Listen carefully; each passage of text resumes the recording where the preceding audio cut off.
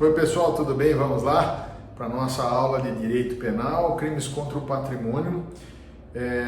Essa aula aqui eu estou gravando para ajudar vocês a absorver o conteúdo que foi enviado, certo? Então vocês têm esse material aí, peço para que vocês assistam as aulas, peço para que vocês leiam o material, façam os exercícios, justamente para que vocês fixem a matéria.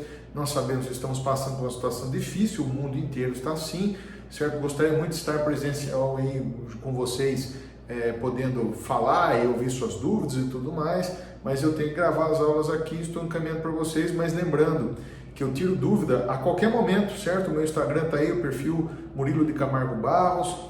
Manda pergunta para mim pelo Instagram, manda pergunta por e-mail, se você não tem Instagram, não tem problema nenhum. Pode ficar à vontade, ou também pelo Google Classroom, que foi montado pela instituição aí para que vocês possam entrar em contato com a gente, certo? Fiquem à vontade, todas as dúvidas serão tiradas, nem que seja para eu mandar áudio para vocês depois, para tirar as dúvidas em que vocês não entendam a resposta. Vamos começar aqui, estamos começando com a apropriação indébita, certo? Vimos furto, vimos roubo, vimos extorsão, estamos vendo agora a apropriação indébita, é um crime contra o patrimônio também. Ele ocorre muito, certo, no dia a dia, acaba acontecendo muito, eu vou explicar para vocês por quê. É um crime cuja pena não é tão alta, certo, de 1 a 4 anos de multa, na hipótese do crime simples, mas mesmo assim eu vou explicar para você por que as pessoas acabam cometendo a apropriação indébita sem saber. Vamos lá, vou ler o tipo penal para vocês, depois vamos especificando cada item um por um para que vocês não tenham aí nenhuma dúvida. Então vou ler para vocês aqui. Apropriação indébita, apropriar-se de coisa alheia móvel, vejam, subtração, furto, subtração, roubo, e aqui nós temos apropriação, o termo correto é apropriação, de coisa alheia móvel, então não é coisa alheia imóvel e não é coisa própria, nós vamos ver algumas hipóteses aqui, mas não é coisa própria, como no furto de coisa comum, de que tem a posse ou a detenção, então, apropriar-se de coisa alheia móvel de que tem a posse ou a detenção, pena reclusão de 1 a 4 anos de multa. Aumento de pena. A pena é aumentada de 1/3, vejam que é a causa de aumento de pena e não qualificadora, certo? A pena é aumentada de 1/3 quando a gente recebeu a coisa 1 em depósito necessário. Por exemplo, aí você está guardando alguma coisa, certo? Em virtude de um acidente. Está aqui. Na qualidade de tutor, curador, síndico, liquidatário e inventariante. Vejam que eu deixei em negrito a palavra inventariante, que eu tive um caso essa semana aqui de apropriação indébita feito por um inventariante. Testamenteiro ou depósito judicial. Depositário judicial. 3. Em razão de ofício, emprego ou profissão. Aqui entra nós, advogados, médicos e tudo mais. No inciso 1, no inciso 2, nós temos essas situações específicas e aqui no 3, ofício, que é o nosso caso, por exemplo, advogado, médico, etc. Apropriação de coisa havida por erro, caso fortuito ou força da natureza, artigo 169 do Código Penal. Apropriar-se alguém de coisa alheia, vinda ao seu poder por erro, certo? Errou. Caso fortuito ou força da natureza, pena de detenção de 1 mês a 1 ano, multa. Parágrafo, na mesma pena incorre quem? Apropriação de tesouro, inciso 1. Quem acha tesouro em prédio alheio ou se apropria no todo ou em parte da cota que tem direito ao proprietário do prédio. Inciso 2. Quem acha coisa alheia perdida e dela se apropria total ou parcialmente, deixando restituí-la ao dono legítimo possuidor de entregá-la à autoridade competente no prazo de 15 dias. Aqui é aquela história do que achado não é roubado, entra aqui, realmente não é roubado, é crime de apropriação de coisa achada, certo? Vamos lá, artigo 170. Nos crimes previstos nesse capítulo, aplica-se o disposto no artigo 155, parágrafo 2º do Código Penal. Vamos ver já o que é isso. Sujeito do crime. Quem pode praticar a apropriação indébita? Qualquer pessoa. Vejam, o sujeito ativo aqui é qualquer pessoa que tenha posse ou detenção lícita do bem que foi apropriado. Por que se tiver ilícito? Se tiver ilícito pode ser que seja furto, certo? Na apropriação, o que eu quero que vocês percebam, vão ver aqui junto comigo, é que eu já tenho a posse do bem. Só que depois que eu tenho a posse do bem, dá aquela vontade de me apropriar do bem. Eu tenho vontade de agir como se o dono fosse do bem. Exemplo, alguém manda consertar uma televisão na minha loja, eu gosto da televisão, vejo ela lá bonita, fico com ela, uso para assistir o jogo do Palmeiras, certo? Ou, por exemplo, deixa um carro, certo? Na minha mecânica, eu conserto o carro, no final de semana eu pego o carro para dar uma volta com a minha esposa, com meus gatos, olha que beleza. Entendeu? O que acontece muito isso na prática. E as pessoas não sabem que estão praticando crime de apropriação indébita, certo? Então, vejam, eu tenho a posse ilícita do bem, não subtraí, certo? Não subtraí com violência ou grave ameaça, não exigi de que ninguém me entregasse. O que eu fiz? Eu recebo o bem de livre e espontânea vontade, de maneira lícita do proprietário, só que depois que eu recebo o bem, eu fico com aquela vontade de pegar o bem para mim e acabo pegando, eu pratico o crime de apropriação indébita. Se o crime for praticado por funcionário público, nós temos um tipo específico lá no Código Penal que trata do peculato apropriação. Funcionário público, quando se apropria de bem da administração pública, ele se apropria por meio de um crime que é a prática do peculato. O peculato desvio e peculato apropriação. No caso aqui nós temos o peculato apropriação, que é o artigo 312, primeira parte do Código Penal, depois de uma lida. Sujeito passivo. Quem é sujeito passivo? Qualquer pessoa física ou até pessoa jurídica. Minha empresa manda consertar o computador, ficam com o computador lá e não me devolvem mais. Eu posso ser também vítima do crime de apropriação indébita. O possuidor, pessoal, inclusive pode ser vítima até mesmo quando o crime é praticado pelo copossuidor ou pelo detentor. Então, dependendo das circunstâncias, eu também, sendo possuidor, posso ser vítima do crime. Se a vítima é maior de 60 anos, nós temos um tipo penal específico no Estatuto do Idoso, lá no artigo 102, que é apropriar-se de ou desviar bens, proventos, pensão ou qualquer outro rendimento do idoso. Tomem cuidado aí quando nós temos o idoso como vítima, nós temos um tipo penal específico. Tipo objetivo, o que o tipo penal protege? A apropriação do bem de maneira lícita que foi desviada essa propriedade, certo, em proveito do agente. Então eu tenho aqui o núcleo do tipo é apropriar-se, que é fazer sua a coisa alheia. Eu faço minha a coisa alheia, certo? Em determinado momento o sujeito inverte o título da posse, que em determinado momento, depois que eu recebo a posse do bem, certo? Eu recebo a posse do bem, me dá, instalo aquela vontade de usar o bem. Mas não usar, só usar. Certo? A vontade realmente é de me apropriar do bem. Eu tenho vontade de ter aquele bem para mim. Então o que eu faço? Eu me aproprio. É pressuposto do crime que seja legítima essa posse, óbvio, né? E lícita, como eu disse para vocês. Se for ilícita ou ilegítima, nós podemos até ter o crime de estelionato em determinadas circunstâncias ou até mesmo furto. Tomem cuidado com relação a isso. Certo? Advogado, pessoal, é que essa observação eu abro aqui, que tem bastante gente que faz estágio, advogado que está assistindo esse vídeo, saibam, você contrata, o seu cliente contrata os seus serviços, você recebe, não presta serviço, você praticou crime de apropriação indébita. O STJ diz que não. O STJ diz que nesse caso é um mero ilícito civil, certo? O advogado, óbvio, vai responder civilmente, provavelmente administrativamente perante a OAB também, mas crime de apropriação indébita ele não praticou. Tomem cuidado com relação a isso. Espécies de apropriação indébita, pessoal. A apropriação indébita propriamente dita, que é a inversão da posse, eu tenho a inversão da posse, o que eu faço? Eu me utilizo do bem dos outros como se fosse meu. Venda do bem, consumo do bem, está aqui. Essa é a propriamente dita, eu inverto a posse. A segunda hipótese é a negativa de restituição, eu não devolvo. Eu não consumo, eu não uso, mas eu não devolvo o bem, certo? Aqui nós temos essa segunda situação, que é a por negativa de restituição. Então, primeira espécie, propriamente dita, segunda espécie, negativa de restituição, propriamente dita, eu inverto a posse, vendo o bem, consumo o bem, na segunda, eu não devolvo. Objeto material. Qual é o objeto material a ser protegido aqui, pessoal? Bem, alheio, móvel, fato, certo? Fato.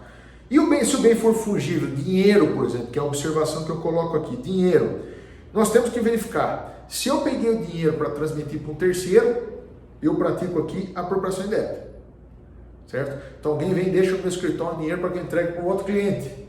Eu não entrego a apropriação indébita, certo? Segunda situação, se eu empresto, ou dou em mútuo ou depósito para uma outra pessoa, e essa pessoa se utiliza do bem como se fosse próprio. Aqui nós não temos um crime, nós temos aqui um mero ilícito civil. Veja nessa letra B, ó, tratando-se de bem fungível, que é substituível, né? Mas em mútuo ou depósito não haverá crime, pois a tradição da coisa implica transferência do domínio. Então, a partir do momento que alguém me entrega algo em mútuo ou em depósito, em tese, a posse passa a ser minha. Se eu me aproprio, eu não pratico o crime de apropriação indébita, eu só pratico um ilícito civil. Apropriação indébita e furto, né? A diferença realmente nos dois é que no furto eu tenho a vontade de subtrair o bem, certo? Antes de ter o contato com o bem. Na apropriação eu tenho vontade de ter o bem, certo? Como para mim, né, que faça parte do meu patrimônio, só que depois do momento em que eu tenho contato com o bem. Furto eu tenho a vontade antes de ter o bem para mim, certo? Antes da subtração. Na apropriação eu já estou com o bem e tenho a vontade de ter esse bem depois que eu estou com o bem, certo? Aqui o que eu pergunto cai no concurso do Ministério Público de Minas Gerais. Uma transportadora, o sujeito está transportando determinado bem e ele tem a posse sobre a caixa do bem, mas não sobre o que está dentro da caixa. Vamos dizer que ele abra a caixa e subtrai o que está dentro da caixa. Ele praticou apropriação indébita? Não, ele praticou furto, subtraiu o bem, certo? Ele tem posse da caixa e não do conteúdo da caixa. Então ele pratica furto quando ele se apropria do bem que está dentro da caixa, certo? Tipo subjetivo. Eu pratico o crime com vontade de praticar o crime. Dolo, vontade de ter o bem para mim. Essa vontade surge depois que eu tenho a posse mansa, pacífica e ilícita do bem, certo? Então depois, como eu expliquei para vocês, depois que eu tenho a posse do bem, me dá a vontade de ser proprietário, de ter aquele bem para mim, certo? O que eu faço? Eu transmito esse bem, né? Eu inverto essa posse legítima por uma posse legítima e acabo praticando o crime de apropriação indébita. Veja, no momento do recebimento do bem, estou de boa fé. Depois que eu recebo o bem, eu tenho vontade de me apropriar desse bem, certo? Se o dolo for antecedente ou concomitante, podemos até ter o crime de estelionato ou de furto, certo? Então preste atenção com relação a isso, porque aqui o dolo, no caso do crime de apropriação indébita, deve ser subsequente. Apropriação indébita de uso, pessoal. Existe apropriação indébita de uso? Não, não existe apropriação indébita de uso, não existe crime de furto de uso, lembrem disso, né?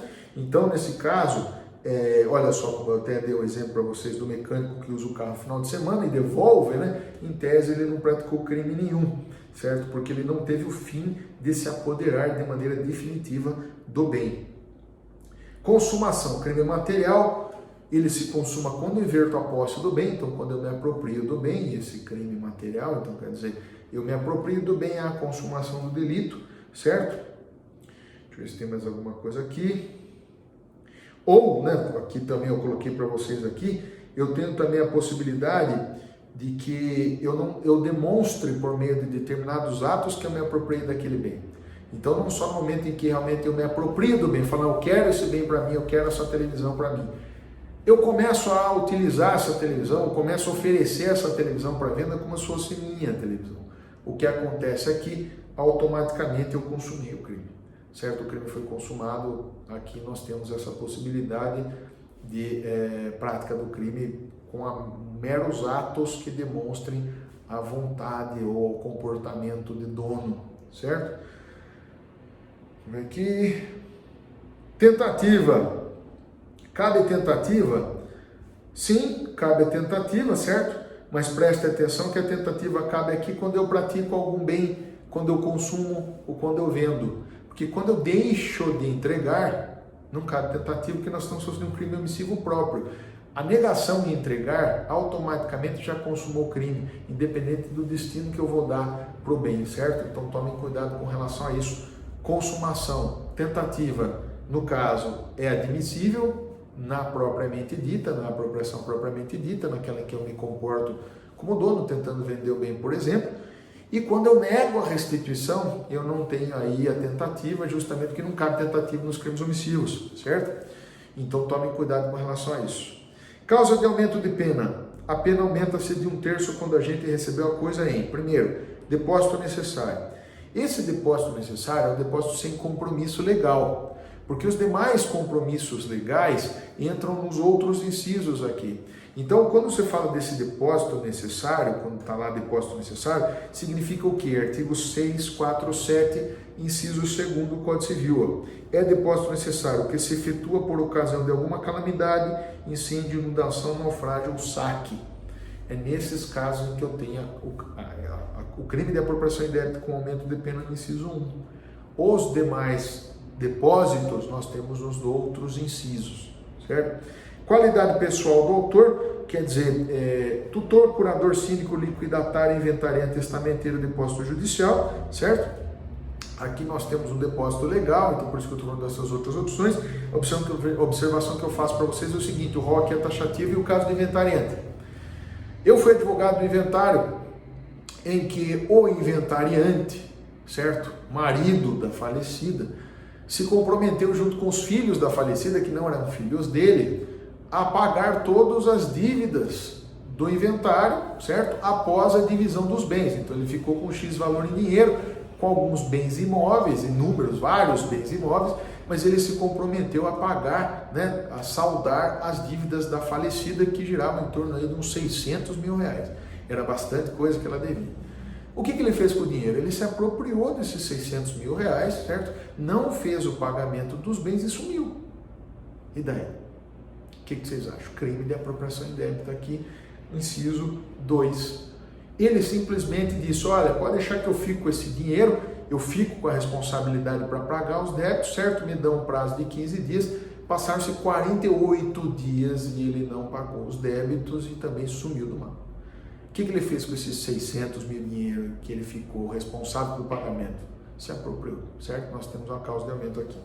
Terceira situação, ofício, emprego ou profissão. Aqui eu defini o que é ofício, emprego ou profissão, justamente para que vocês saibam aqui, pessoal, distinguir. Ofício, fim de lucro, exemplo, mecânico. Emprego, empregado, relação empregatícia, relação do direito de trabalho, subordinação e recebimento de salário. E profissão, todas aquelas profissões que demandam contato com bens alheios, exemplo, médico e advogado, a gente entra aqui, certo? Tomem cuidado com relação a isso, porque tem muito advogado que pratica crime, que se apropria de bens de outros advogados companheiros ou até mesmo de clientes. Então pratica o crime aqui, algumas vezes eles se esquecem da prática de crime, certo? Eles acham que podem, mas na verdade você tem que lembrar que o advogado, inclusive, tem até 24 horas para devolver o dinheiro do cliente. Esse é o prazo que o Estatuto do Código de Ética e Disciplina nos dá. Nós temos 24 horas, se não acharmos 48 horas, notificar aí a família para que seja feito o depósito judicial do valor e você, advogado, não vai poder ficar com ele na sua conta, rendendo juros e lucro, como a maioria, muitos advogados fazem, né? E acabam capitalizando dinheiro alheio aí, que é pecado, hein, pessoal? Vamos lá. Outra coisa, o que eu tenho aqui qual o fórum competente da apropriação indébita? Qual que é o fórum competente da apropriação indébita? O local da prestação de contas. Onde é que eu tenho que prestar contas? Esse é o foro onde será processado o crime de apropriação indébita, né? Então vejam que o foro competente é do local da prestação de contas, esse caso de inventário, em Americana, né? Lá que era o lugar onde foi feito o inventário, lá onde era o lugar onde tinha que ser prestado contas, lá onde que a família vai ajuizar aí, vai buscar uma delação criminosa aí para poder informar a prática do crime e tomar as medidas cabíveis, certo? Outras formas de apropriação. Aqui é interessante que cai muito em prova e o pessoal não dá muita atenção a isso. Apropriação de coisa havida por erro, caso fortuito ou força da natureza. A primeira hipótese é por erro. Vejam o seguinte, pessoal. Quando eu falo por erro, justamente quem entregou o bem, entregou errando. Não estou falando do estelionato aqui, porque o estelionato ou estelionatário, ele pratica o crime já fazendo com que a vítima erre. Aqui não, aqui eu recebo o bem, porque a vítima me entregou errando, o que significa aqui, erro, confundo a pessoa, confundo a coisa, a obrigação. E eu ali recebo o bem, mas acabo ficando quieto. Aqui eu tenho o crime de apropriação, certo? Então vejam que o erro tem que ser espontâneo, porque se for provocado, se eu provocar o erro, pode ser que eu tenha praticado aí até inclusive furto, mediante fraude ou estelionato. Tome cuidado com relação a isso. Apropriação de coisa havida por caso fortuito ou força da natureza. Aqui nós temos duas hipóteses. Para o direito penal, os dois termos são sinônimos, mas para a doutrina, Maria Helena Diniz fala uma coisa, Flávio Tartucci fala outra coisa totalmente inversa, Maria Helena Diniz, mas ambos concordam que são fatos que não dependem da força humana, então tomem cuidado com relação a isso, certo? Acidente automobilístico, eu me apropriei de alguma coisa que ele vem por acidente automobilístico, certo? Ou vendaval, aqui outro exemplo seria vendaval. Apropriação de tesouro, pessoal, você acredita que isso aqui já cai no concurso da magistratura do Estado de São Paulo? O conceito do Código Civil de tesouro. Interessante, hein, pessoal? Tesouro, porque aqui eu até coloquei para vocês, é o depósito antigo de moeda ou coisa preciosa enterrado ou oculto, de cujo dono não haja memória. Essa é a definição do Código Civil. Se você se apropria de tesouro, você pratica esse crime aqui, mas presta atenção que para você praticar esse crime, primeiro, você tem que ter entrado num terreno de uma pessoa sem autorização dela, certo? E você não tenha sido contratado para achar o tesouro, porque se você foi contratado para achar o tesouro aqui, na verdade você tem direito à metade do tesouro. Então tomem cuidado com relação aqui, porque de acordo com o Código Civil, o tesouro deverá ser dividido de maneira igual, certo? Entre o proprietário do imóvel e aquele quem acha o tesouro. Prática, nunca vem acontecendo. Não deixar tesouro, tem gente que já achou tesouro, né? Eu não achei tesouro ainda, mas prática que nunca vem acontecendo. Sinceramente, é aqui que vocês precisam saber que existe a prática desse crime. Apropriação de coisa achada, esse aqui cai em prova, e esse aqui o pessoal come bola, primeiro que erra pelo ditado, né? Achado não é roubado. Mentira, não é roubado mesmo. É crime de apropriação de coisa achada. Eu vou ler com vocês aqui, ó. Apropriação de coisa achada. Quem acha coisa alheia, perdida e dela se apropria, total ou parcialmente, deixando de restituí-lo ao dono ou legítimo possuidor, de entregar à autoridade competente dentro do prazo de 15 dias. Achou coisa que não é sua, tem valor econômico, desde que não seja coisa abandonada, é assim coisa perdida, você tem que automaticamente chegar para a autoridade competente e entregar no prazo de 15 dias, certo? Então você achou uma maleta de dinheiro ali, você vai pegar, vai levar até a delegacia de polícia, ou tá aqui a maleta de dinheiro, achei na rua, estou deixando aqui para vocês porque eu não quero praticar o crime de apropriação de coisa achada. Quais são os pressupostos do crime? Quais são os pressupostos do crime? Está lá. Primeiro, é achar a coisa. Segundo, em local público ou de uso público, lembrando que se não for local público, for local privado, pode ser que você caia no tesouro, certo? Apossamento da coisa achada, então você achou a coisa, você quer ela para você, e ausência de devolução no prazo de 15 dias. Vejam que o objeto material, pessoal, é coisa perdida, não é coisa abandonada. Tome cuidado. O crime é punido a título de dolo, eu preciso do dolo para querer praticar o crime. É admissível erro de proibição? Sim, é claro, pessoal. Não sabia que aquilo ali era perdido, achei que tivesse largado aquela mala de dinheiro no chão, então achei que alguém tivesse aí fazendo uma doação. Pode ser brincando, né? Mas vamos dizer que você tenha achado alguma coisa e não saiba que a crime é achar a coisa e não devolver em 15 dias, certo? Você achou lá e pensou, pô, se achado não é roubado, eu vou pegar para mim, na verdade você está praticando o crime. Cabe aí você na defesa alegar erro de proibição, lembrando que o erro de proibição é aquele erro que você pratica, que exclui a culpabilidade com relação a um dos requisitos da culpabilidade, em que você pede ali a exclusão da prática do crime, que você não tenha, né, que você seja declarado como não responsável à prática do crime, porque você não sabia que aquele ato era tipo penal, certo? Você não sabia que aquilo ali era crime. Consumação, a consumação aqui é a prazo, eu preciso para que se consuma o crime, a ultrapassagem no prazo de 15 dias, por isso ele é classificado na doutrina como crime a prazo.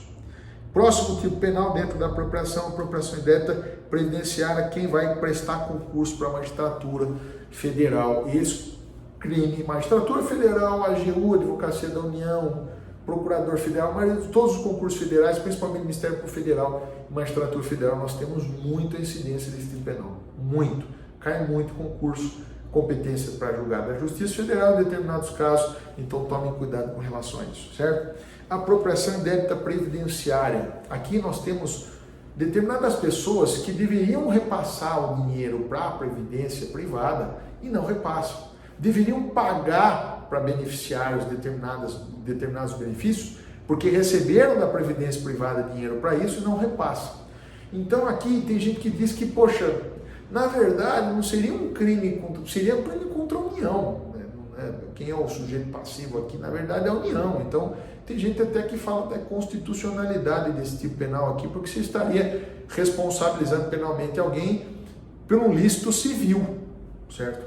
Pelo ilícito civil. Então, tem discussões com relação a isso. 168A. Deixar de repassar à Previdência Social as contribuições recolhidas dos contribuintes no prazo e forma legal ou convencional. Nas mesmas penas incorre quem? Deixar de recolher no prazo legal contribuição ou outra importância destinada à Previdência Social e que tenha sido descontada do pagamento efetuado dos segurados, terceiros arrecadado ao público, recolher contribuições devidas à Previdência Social que tenham integrado despesa contábil ou os custos relativos à venda, ou pagar benefício, né, deixar de pagar benefício devido ao segurado quando as respectivas cotas de valor já tiverem sido reembolsadas à empresa pela Previdência Social. É extinta a punibilidade se espontaneamente o agente declara, confessa e efetua o pagamento antes da ação fiscal. Nós vamos ver aqui que o Supremo Tribunal já disse que vale a pena pagar em qualquer momento, que haveria extinção da punibilidade em qualquer momento, certo? Parágrafo 3º, o juiz pode deixar de aplicar a pena se for primário de bons antecedentes, desde que, após o início da ação fiscal e antes de oferecida a denúncia, haja o pagamento, certo? O valor das contribuições não ultrapasse determinado valor, que a gente vai ver hoje gira em torno de R$20 mil, certo? Seja igual ou inferior a R$20 mil. Não se aplica aos casos de parcelamento das contribuições sociais, a gente vai ver quando não se aplica, mas vamos ver aqui que no caso da apropriação aqui, o juiz não vai deixar de aplicar a pena se nós tivermos parcelamento. Consideração inicial, como eu disse para você, tem gente que fala que esse crime é inconstitucional, porque ele está tratando da proibição civil, certo? Por dívida, que você está responsabilizando o empresário porque ele deve para a União. Então tem gente que discute isso aqui. Natureza jurídica, crime omissivo material, eu deixo de pagar, deixo de recolher, então eu tenho aqui um crime omissivo material, certo? Apropriação de valores com inversão da posse, então eu deixo de recolher e uso o dinheiro. Objeto jurídico protegido, patrimônio da Previdência Social. Aqui caiu essa questão no concurso do Ministério Público Federal, onde eles diziam para você distinguir esse bem objeto jurídico protegido nesse crime. Primeiro, você protege a Seguridade Social. Segundo, você protege também a livre concorrência, porque aquele que não repassa o dinheiro para a Previdência vai ter um capital muito maior, vai poder investir na empresa. Então, estaríamos aqui existindo o anti-competitive advantage, certo? Então, seria essa possibilidade onde a empresa ela capitaliza dinheiro e acaba não repassando para a Previdência e usando para competir de maneira indevida contra os demais. Sujeito ativo, quem é o sujeito ativo? É o responsável tributário, aquele que deve ser responsabilizado pelo repasse. E o contador e o consultor, que sempre cai na cola, sempre cai nas costas do contador e do consultor, é fato. Contador e consultor, os caras são responsabilizados pelo não pagamento. O que acontece aqui? Eles são partícipes do crime, eles não são os responsáveis tributários, eles são os responsáveis pelo pagamento, mas não perante a União, certo? Participação e omissão do Conselho de Administração, nós temos aqui a possibilidade, e prefeito, isso aqui já havia acontecido na prática, pessoal, uma cidade que eu não posso tratar o nome aqui por questões de ética, mas vocês com certeza devem lembrar no noticiário que o prefeito fez o desconto dos funcionários e não repassou dinheiro nenhum para a Previdência do município, certo? Teria usado o dinheiro para pagar aí mensalinho aos vereadores da Câmara Municipal. Olha que interessante. Nesse caso, nós temos que ver se o município tem regime próprio. Se tiver regime próprio, acontece esse crime. Se não tiver regime próprio, tem gente que tenta encaixar na apropriação indébita aí o crime normal, mas tem discussões, então não haveria caracterização de crime, certo? Somente ato de improbidade para alguns. Sujeito passivo, a União e o Estado. Objeto material são as contribuições previdenciárias, certo? Não entrando aqui FGTS, PIS e COFINS, isso aqui nós temos tipo penal específico do 337A, certo? Que é um tipo penal específico de apropriação desses bens aqui. Elemento subjetivo, dolo genérico. O que é o dolo genérico, pessoal? É o dolo da prática de crime, não precisa ser o dolo de não pagar. Aqui eu tenho aqui, é dispensável a vontade de ter o bem, o dinheiro para si. Então, só o fato de você não pagar e não recolher, você já pratica o tipo penal aqui, porque ele abrange tudo, ele é congruente, ele abrange tudo, certo? Não é necessário dólar específico. Observação, isso aqui o professor Luiz Flávio Gomes uma vez falou que, eu lembro dessa aula em 2007, o professor Luiz Flávio Gomes tratou dessa observação aqui, dificuldades financeiras. Ele disse que em uma determinada empresa, o sujeito, o advogado, acabou alegando na defesa a existência de estado de necessidade, porque ou ele pagava os salários para os funcionários que iam morrer de fome, ou ele contribuía para a Previdência Social, e aqui ele acabou optando por pagar o salário dos funcionários, o que os funcionários concordaram e agradeceram ele. Então, pode ser que aqui entre um estado de necessidade ou inexigibilidade de conduta diversa. Consumação. O crime se consuma quando eu não repasso. O prazo para repassar são de 10 dias, por exemplo, eu não repasso esse prazo, eu consumei o crime. Extinção da punibilidade pelo pagamento, eu pagando aqui é extinta a punibilidade, saibam disso, né? Eu pagando aqui é extinta a punibilidade. Parcelando, existe uma discussão o que acontecia com o parcelamento, mas a lei fala de suspensão da pretensão punitiva, então o Estado deixa de ter interesse de punir enquanto o sujeito está parcelando, certo? Fiz algumas observações aqui para vocês terem essa noção. Perdão judicial e privilégio.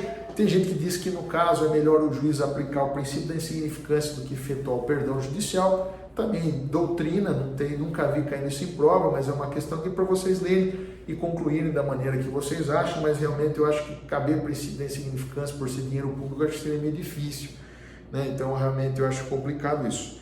Concurso de crimes. Aqui eu estou dizendo, caso eu pratique a omissão do recolhimento da Previdência Social, da contribuição social e do IPI, por exemplo, do imposto de renda, concurso material normal sem problema nenhum. Crime continuado também cabe, certo? Cabe, não tem problema nenhum, então eu posso, por exemplo, todo mês deixar de recolher, eu vou estar praticando o crime em tese todo mês com a possibilidade de continuidade deletiva. E aqui eu fiz para vocês um quadro comparativo, certo? Onde vocês podem perceber a diferença da apropriação indébita do 68 e a diferença da apropriação indébita previdenciária. Crime material, crime omissivo próprio, que eu deixo de recolher, o resultado é essencial para o tipo penal, eu preciso me apropriar para praticar o crime, aqui não, certo? Basta que eu deixe de recolher ou deixe de pagar, que eu já tive a consumação do crime, certo? Aqui eu tenho que ter a vontade de me apropriar, aqui basta que eu deixe de pagar, certo? Pessoal, foi isso aqui. No nosso próximo encontro nós teremos aí a continuidade nos crimes, lembrando que eu falo rápido, certo? Porque você aí da sua casa, você pode apertar pausa, você pode segurar a aula, pode congelar, você pode aumentar a velocidade em que eu falo. Então aqui nós temos aí 30 e poucos minutos de aula, equivalente a 1h15, que seria uma aula normal, com as perguntas e as respostas dos alunos ali, nosso entretenimento dentro de sala de aula. Fico à disposição para tirar dúvidas, qualquer coisa contem comigo, um abraço.